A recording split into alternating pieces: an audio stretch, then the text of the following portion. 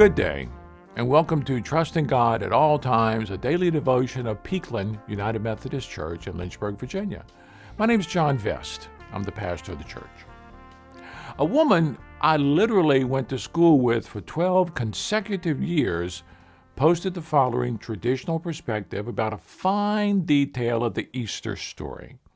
I honestly don't know if all the references to Hebrew tradition are correct, but I hope they are, and I do know the conclusion of the story is true, so I commend these words to you.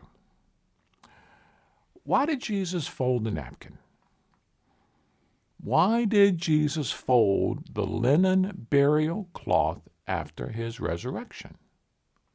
The Gospel of John in chapter 20 tells us that the napkin, which was placed over the face of Jesus, was not just thrown aside like the grave clothes. The Bible takes an entire verse to tell us that the napkin was neatly folded and was placed separately.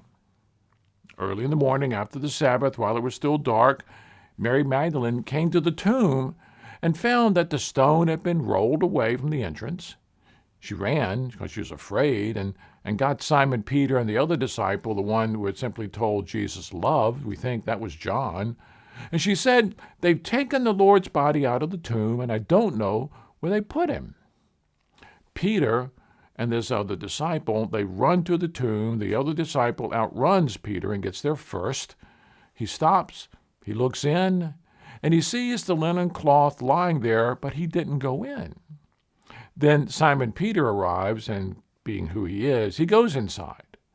He also notices the linen wrappings lying there while the cloth that had covered Jesus' head was folded and lying to the side. Why was that napkin not just placed to the side but also folded? Well, according to the practice of the day, a folded napkin had to do with the relationship between a master and a servant. When the servant set the dinner table for the master, he made sure it was set exactly the way the master wanted it. The table was furnished perfectly, and then the servant would wait just out of sight until the master had finished eating. If the master was done with the meal, he would rise from the table, wipe his fingers, his mouth, clean his beard, and he'd wad up that napkin and just toss it onto the table. And that was a signal. The servant would then know to clear the table, for in those days the wadded napkin meant, "I'm done." But if the master got up from the table and folded the napkin and laid it beside the plate, the servant would not do anything, because the folded napkin meant, "I'm not done. I'm coming back." We may think Easter is just a day.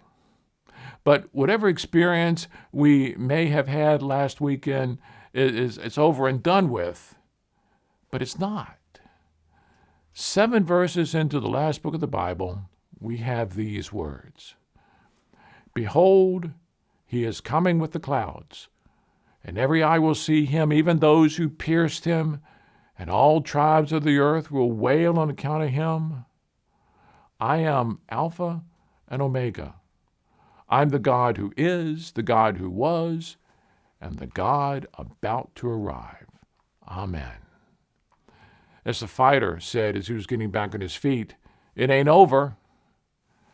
Easter ain't over, my friend. Thank God.